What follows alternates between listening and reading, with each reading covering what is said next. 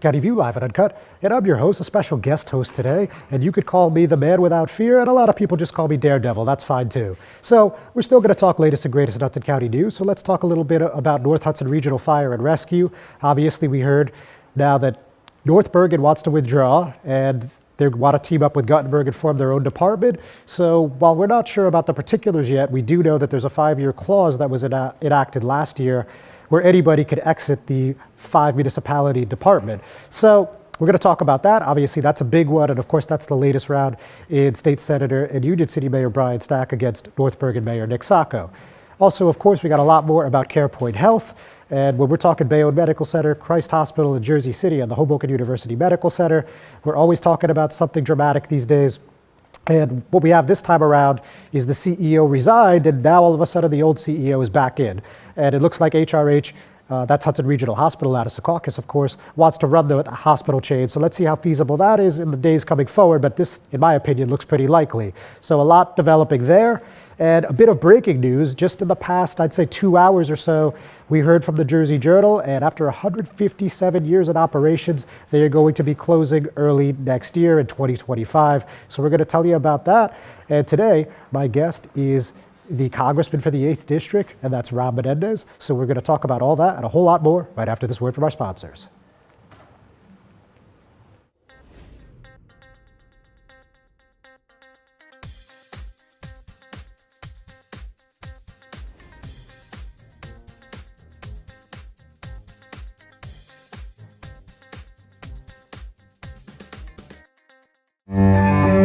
No one plans on heart disease, but everyone should have a plan for it. We help patients of all lifestyles and medical histories plan for healthy hearts.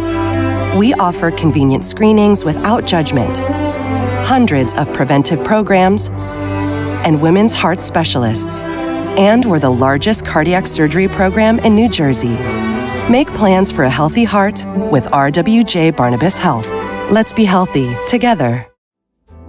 Newport, the luxury waterfront community on the Hudson River, offers a quality of life you deserve in one of our many high-rise towers.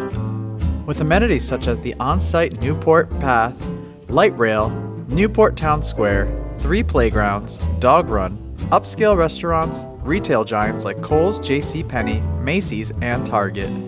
Morton Williams and Acme Supermarket are just outside your front door. A health and fitness center, skating rink, and medical facilities are also on site. Enjoy the New York skyline from our waterfront and various parks. Manhattan is just one pass stop away, or quick ride through the Holland Tunnel. Nursery and private elementary schools all on site. 12-screen movie theater at the Newport Center Mall. Looking to visit? Stay at the Westin or Marriott Hotel. For more information, visit us at newportnj.com. Make lasting memories to cherish forever. It's incredible. It's you, Newport. Live like you want. Burns Brothers Memorials, Monuments, and Markers, 787 Tunley Avenue, Jersey City. Hudson County's only monument maker, serving all faiths and cemeteries. Design, studio, and large inventory on site. Cemetery inscriptions and custom orders welcome. Burns Brothers Memorials, Monuments, and Markers, 787 Tunley Avenue, just south of Secaucus Road. Craftsmanship that will last for all eternity. Burns Brothers, Jersey City, Albert H. Hopper, North Arlington. Visit us on the net.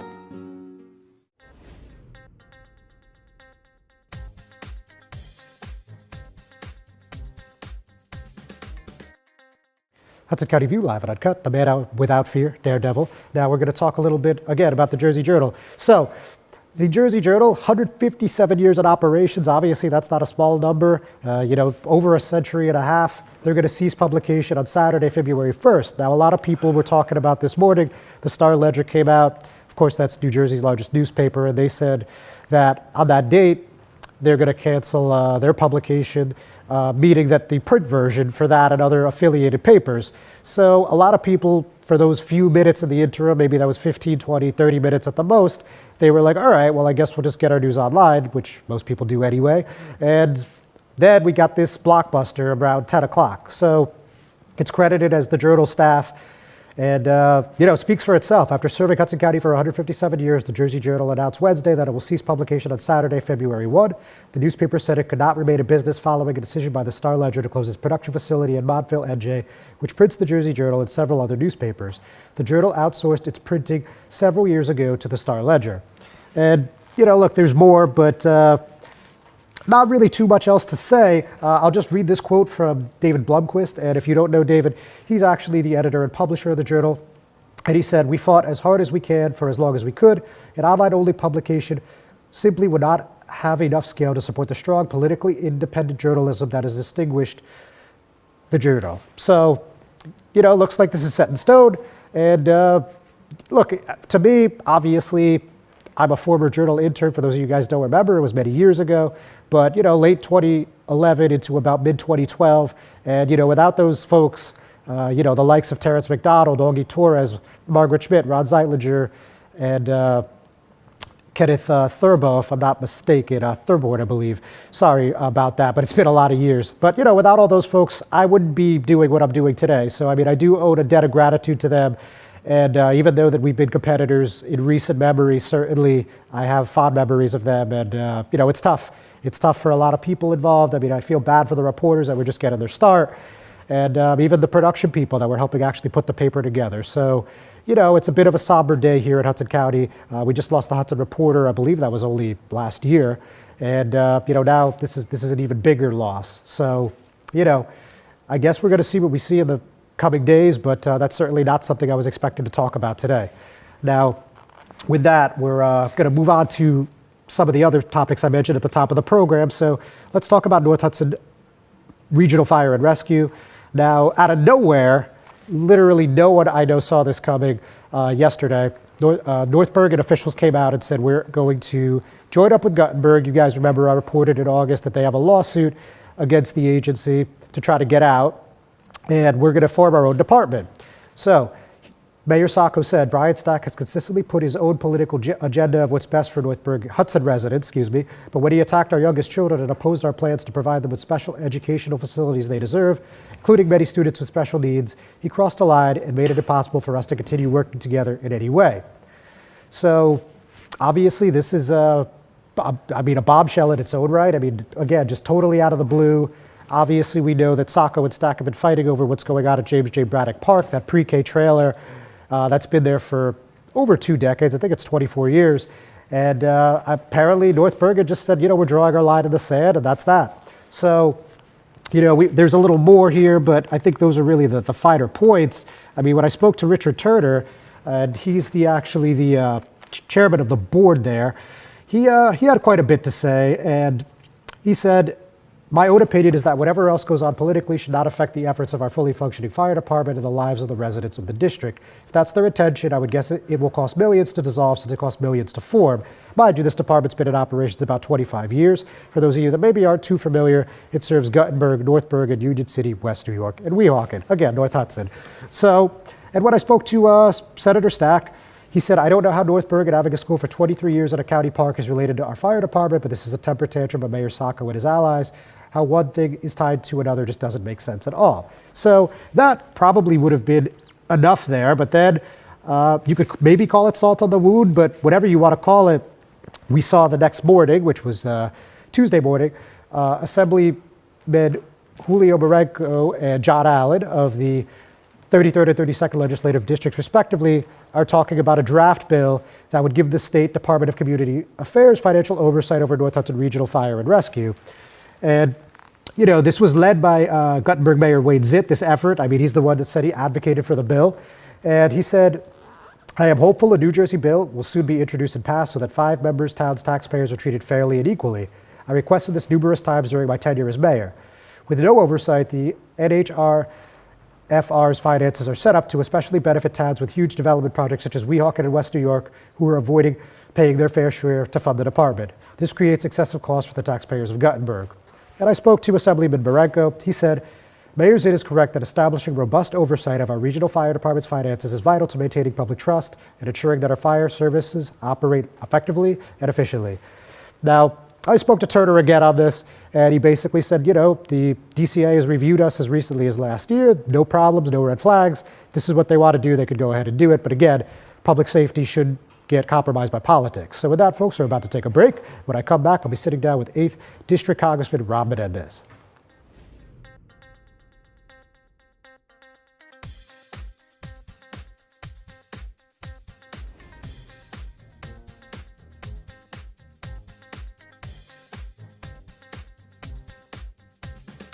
Consumer Carpets, 3408 Kennedy Boulevard in the Jersey City Heights, your one-stop store for residential and commercial floor treatments, carpeting, linoleum, tiles, laminates, hardwood floors, area rugs, remnants, all major brands, all in stock. Free estimates, same-day installation. Consumer Carpets, it's savings, selection, installation. Credit cards and debit cards accepted. Financing available. Consumer Carpets, price to fit your budget, installation to fit your schedule. On the net at consumercarpets.com. Consumer Carpets, Jersey City, 201-792-2712. Comprehensive healthcare is here, here, and here.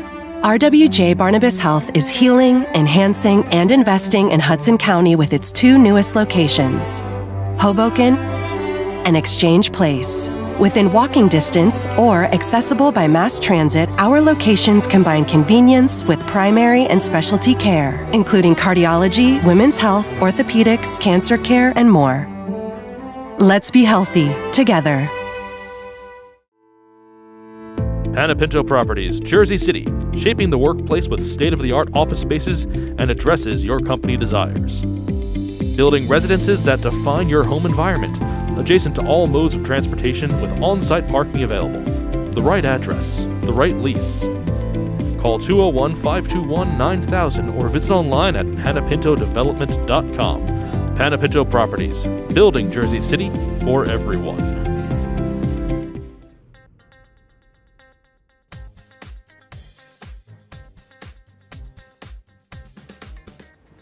Hudson County View, live and uncut. Daredevil, the man without fear, and as advertised, today my guest is Congressman Rob Menendez, our representative in New Jersey in the 8th District. Congressman, nice to see you. Sir, great to be with you. Yes. Thank you for your service to our communities. Same to you. Thank you. Now, all right, so all jokes aside, I know that there's just so many things to talk about, both nationally and locally, but let's start with this. So there's rally at Madison Square Garden by former President Trump, the Republican nominee. A lot of people had a lot of strong opinions, neo-Nazi rally, so on and so forth. And there was this one particular comedian in question that called Puerto Rico something to the effect of a piece of garbage, right? Mm-hmm. And a lot of people had a lot of strong points, including President Joe Biden. So when you're looking at the final days of the campaign for president, what are you thinking about? And what do you think about what happened in the past, 48 hours or so? Yeah, so let's start with what happened at MSG. And it's, again, just when people show you and tell you who they are, it's up to you to believe them. And I think at this point, through 8 years of either Trump campaigns and his presidency, and now again another campaign, he's shown that these are the people that he surrounds himself with. I love this community, as you know, this district, and we have a rich Puerto Rican community here, and you can't say things like that and not expect a response. And saying things like that have real consequences, and we should not be desensitized to being used to hearing these things coming out of the Trump campaign. Words matter, and the words that were used throughout the MSG event were not reflective of who we are and not reflective of who we should want to be as a country, right? Like, we shouldn't want to talk about that. I was going to use a word that I can't say on television, but we shouldn't talk about people like that. We shouldn't talk about communities like that. We shouldn't want others to talk, and we certainly shouldn't want our leaders to, right? We're so much better than that. Right? And we just have to demand that of ourselves, demand that of our leaders, and get to a really constructive conversation. That's not happening with the Trump candidacy, with the Trump campaign, and it's truly difficult to watch. Now, on that point, I don't think there's much to elaborate on. You're very clear there. But on that point, President Biden, yesterday in remarks publicly, he said that Trump supporters are the real pieces of garbage. Again, I'm paraphrasing, but pretty similar, throwing it back at them. A lot of people upset about that. I mean, your thoughts on that aspect? Yeah, I mean, I think we're constantly responding to everything that comes out of the Trump campaign, right? And I think sometimes things are not going to be articulated the way that they should. I do believe that President Biden loves all Americans, all folks who get to call this country home. I don't think he meant anything about anyone that's supporting former President Trump. They're our fellow Americans, and we have deep disagreements about who should be the next president. But if we want to say that the other side needs to be more respectful of differing views and differing lifestyles, we have to do that ourselves. You'll never hear me with rhetoric like that. We engage with folks who are all over the political map, different backgrounds. We try to treat people with respect. That's what we should all be doing. I think if we were, the national discourse would be in a much different place. And that's what we really need to commit ourselves to. Now, on the point of national discourse, thanks for that. On the point of national discourse, last week, your opponent sat in this very chair, Anthony Valdez, and he actually was pretty measured. I mean, he didn't actually take any attacks at you. Of course, he was very adamant about his support for President Trump and the Republican agenda for the most part, but he actually kept it pretty above board by Hudson County standards, if I say so myself. So just anything about this campaign, obviously it's not supposed to be close, but you're still on the ballot and you still got a race to run, right? Yeah. Listen, we did a panel together during the primary that Anthony was a part of. We've seen each other at events. And listen, I always give credit for people who raise their hand to want to do elective office. It's a challenging time to do it. We clearly have disagreements on policy issues, but I respect him for raising his hand and wanting to lend his voice to this election. And he's doing what he can to be out there and conveying those messages to voters. We disagree, but we can do so in a cordial, respectful way. Okay.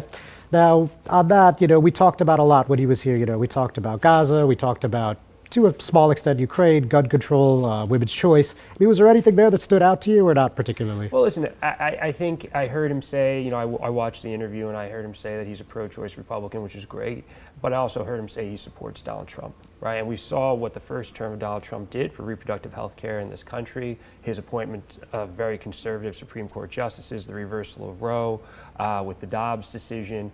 I didn't think his answer on gun violence prevention was incredibly convincing. We do need to remove weapons of war from our streets. We've seen the scourge of gun violence in our communities, and that's something I've been proud to fight for in terms of gun violence prevention and a host of other issues. I do believe that if Ukraine were to fall to Putin, that would have immense consequences for our country and our NATO allies. So that's why I've been steadfast in my support of Ukraine and a number of other issues.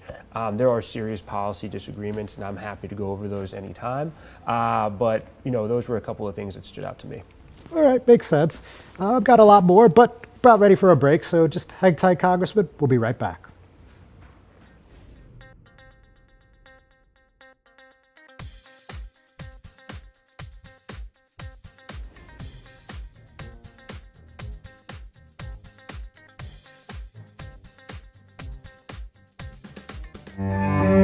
No one plans on heart disease, but everyone should have a plan for it.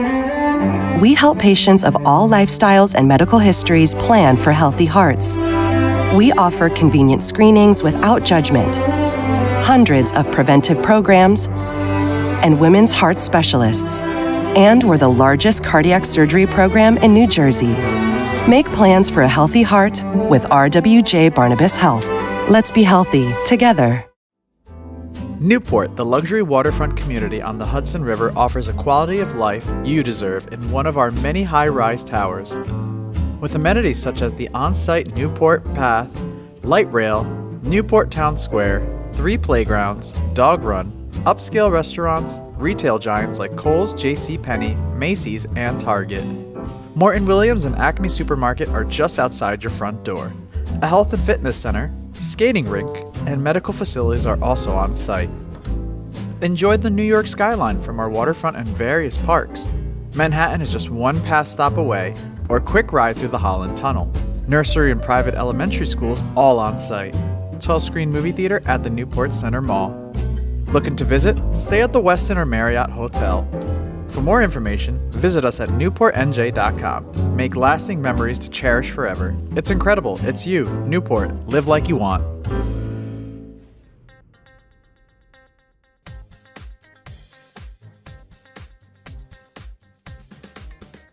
Hudson County View live on Uncut. John R. Heinis still here with Congressman Rob Menendez of the 8th District.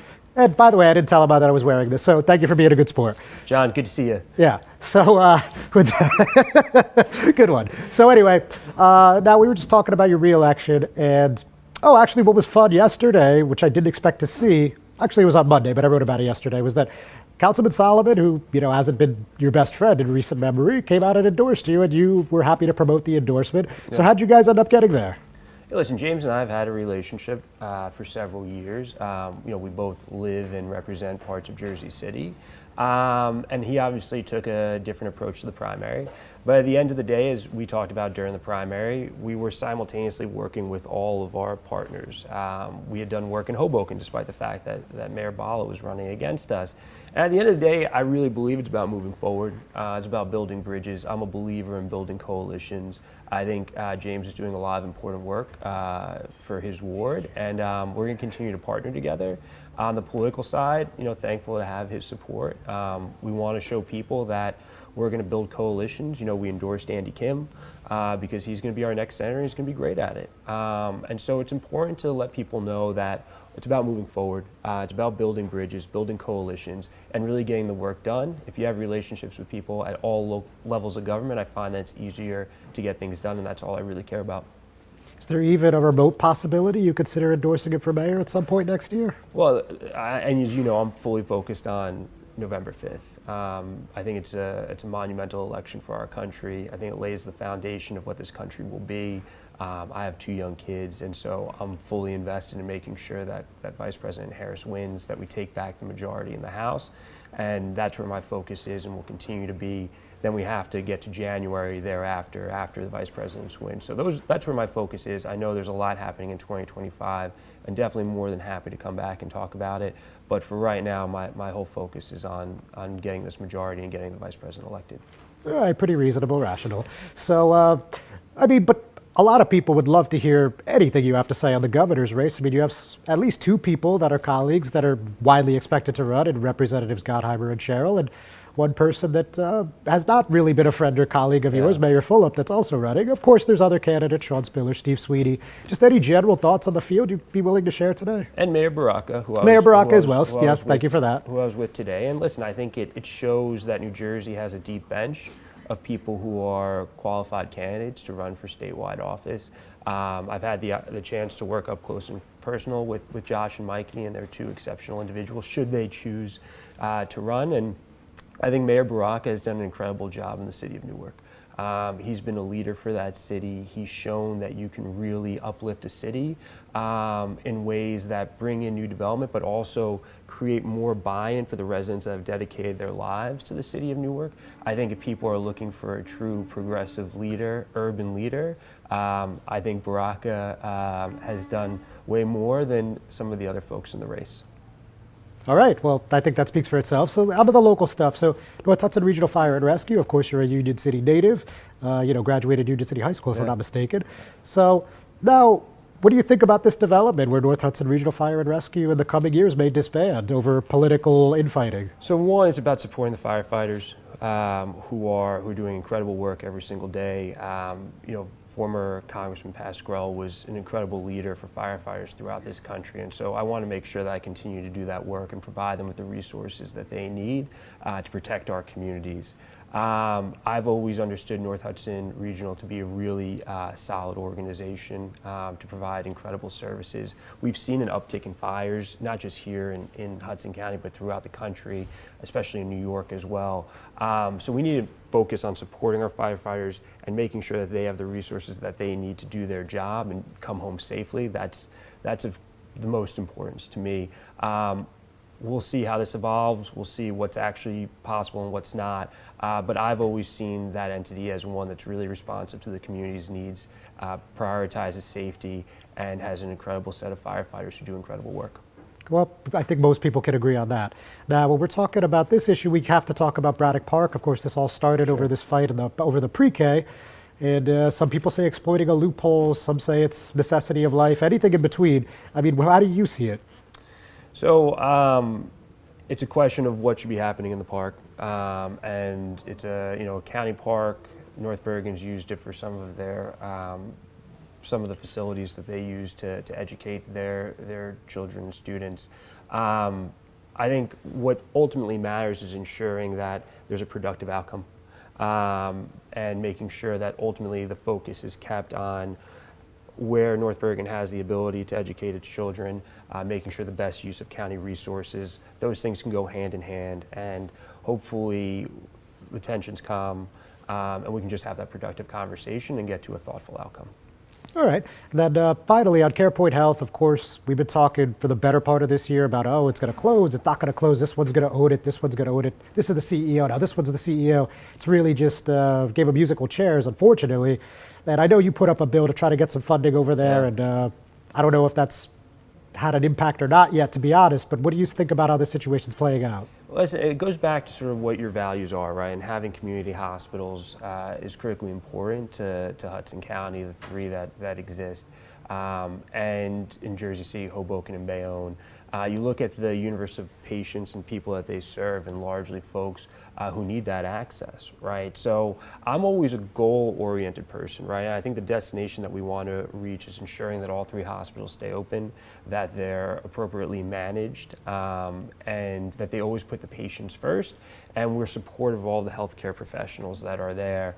That needs to be everyone's focus. And how we get there and who the different stakeholders are, sure, that'll be part of the conversation, but we can't lose sight of what these hospitals mean for our communities, what they mean for the people that they serve. And so long as we stay focused on that, we can have a conversation about what the configuration of the three hospitals looks like moving forward. And real quick, one thing that people may not know that we have in common, besides being Hispanic, is we're both former Jersey Journal interns. That's right. So any thoughts on that blockbuster announcement? Yeah, listen, it's a sad day. I interned there back in the day. I have an immense amount of respect for the folks at the Journal, the folks who have gone through there. I think it's incredibly important to have local reporting, especially just how much information is sought out online, and you don't have the same type of gatekeepers and editors that you have at an institution like the Jersey Journal. So it's a step in the wrong direction. We have to figure out how we support local journalism and find a way that we can keep them as pillars of our democracy, both here in Hudson County and throughout the country. So tough day. I know people have been working really hard to keep that institution open, but we have to figure out a way how to reverse this trend that we're seeing with local media. Congressman, thank you very much. Sir. Always a pleasure. Pleasure's mine. Ladies and gentlemen, thanks for tuning in. We're not done yet. We'll be right back.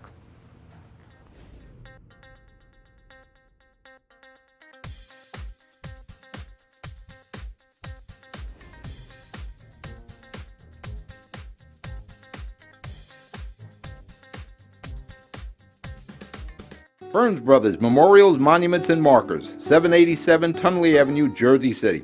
Hudson County's only monument maker, serving all faiths and cemeteries. Design, studio, and large inventory on site. Cemetery inscriptions and custom orders welcome. Burns Brothers Memorials, Monuments, and Markers, 787 Tunley Avenue, just south of Secaucus Road. Craftsmanship that will last for all eternity. Burns Brothers, Jersey City, Albert H. Hopper, North Arlington. Visit us on the net. Consumer Carpets, 3408 Kennedy Boulevard in the Jersey City Heights, your one-stop store for residential and commercial floor treatments, carpeting, linoleum, tiles, laminates, hardwood floors, area rugs, remnants, all major brands, all in stock. Free estimates, same-day installation. Consumer Carpets, it's savings, selection, installation. Credit cards and debit cards accepted. Financing available. Consumer Carpets, price to fit your budget, installation to fit your schedule. On the net at consumercarpets.com. Consumer Carpets, Jersey City, 201-792-2712. Comprehensive healthcare is here, here, and here.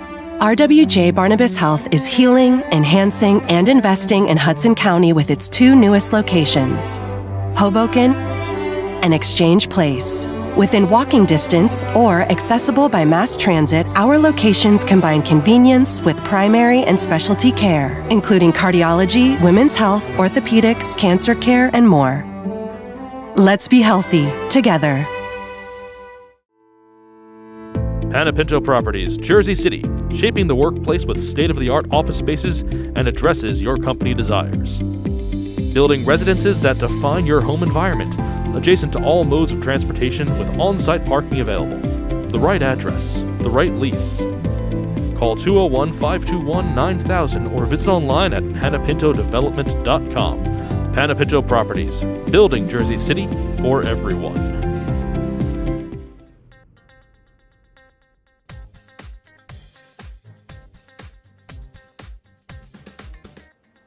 Hudson County View live on Gut Chatter. Heinis. So again, on CarePoint, So we learned on Monday that new CEO, Dr. Jawad Shah, and of course he's the founder and the CEO and the president of Insight Health. They're based out of Chicago. They had a management agreement with CarePoint for many months, and he had only been in the role for just about maybe 3 weeks and a day, maybe 2 days. And on Sunday night, he said he was resigning for personal reasons, according to the hospital chain. And so who came back to replace him? Well, none other than the guy that he replaced, and that's Dr. Anchita Malik. So this is just really, really hard to keep up with. I mean, you got to be following by the hour, not even by the day, to see what's happening with CarePoint here. But with that, I mean, so where are we? I mean, on that point. So I talked to the New Jersey Department of Health through a spokeswoman, and they told me that they received notification of management services agreements from Insight, as well as a certificate of need application from Hudson Regional Hospital for the transfer of ownership of the Bayonne Medical Center. Remember, originally, Insight was going to run Christ Hospital, the Hoboken University Medical Center, and HRH was going to run the BMC. Obviously, that's not happening now. And HRH, in a letter to the board, they made an offer to run all three hospitals. This is something they've been trying to do for many years, so this shouldn't shock anybody. But just a quick excerpt, HRH is offering to provide the same level of interim funding as the Insight-led venture, $25 million, to support the operations of Hoboken and Christ through a Chapter 11 reorganization. And you also may recall, those have been following really closely, that HRH owns the BMC and HUMC land, and I'm actually in receipt of a copy of a letter that went out last night that says they are looking to acquire the Christ Hospital land, and I have it on good authority that this is probably going to be what puts the deal over the top. But more on that later. There's a lot more happening. So on the political end, you guys probably saw that last week, that was on Thursday, Katie Brennan, who's an activist here in Jersey City, announced a bid for state assembly. That's the 32nd Legislative District, Ward C, D, and E in Jersey City, and all of Hoboken. And in her announcement, Katie said, "Today, I am proud to announce my candidacy to represent my Jersey City and Hoboken neighbors in the General Assembly. As a lifelong public servant who has fought for affordable housing in Hudson County and across New Jersey, I pledge to make our state more affordable for everyone." And you've seen her in Jersey City talking about affordability. She's a member of the Journal Square Community Association's Affordable Housing Task Force. And she's also worked for the Governor Kathy Hochul administration. She's a partner at Borrow Strategies. And of course, you guys all know she made national headlines in October 2018 when she accused Al Alvarez of raping her at a campaign event for then Democratic candidate Phil Murphy. That was actually an event that took place in 2017 before he was elected. And eventually in 2020, Murphy's campaign in the state of New Jersey reached a $1 million settlement with Brennan. And there's a lot more, but we're so short on time, just so many things going on. There was an ethics complaint against Jersey City Board of Education President Dejan Morris. That was dismissed last week as well. You might recall trustee Natalia Ayufi filed that the day before the quote-unquote coup, where Morris became the new president. She alleged that he was quote-unquote wined and dined by a firm that ended up getting a special counsel contract, or at least he was advocating for that contract, and it was dismissed in its entirety. Jersey City Mayor Stephen Fulop, a Democratic candidate for governor, rolled out 2 more assembly running mates. That's the 37th Legislative District. That's Bergen County, Josh Gottheimer Country, and his candidates are, well, I'm gonna let you read that. Tamar Warburg and Dan Park. So, and also we have one more Ward C Council candidate, a not surprising one, Journal Square Community Association President Tom Zupa. He ran against Rich Baziano in 21. He came in 3rd place. Now he's back running with Commissioner Bill O'Day, and he's hoping for a different result. So with that, folks, we're gonna call it a week. Thanks so much for tuning in. You know I love our Halloween episode. We'll see you next time.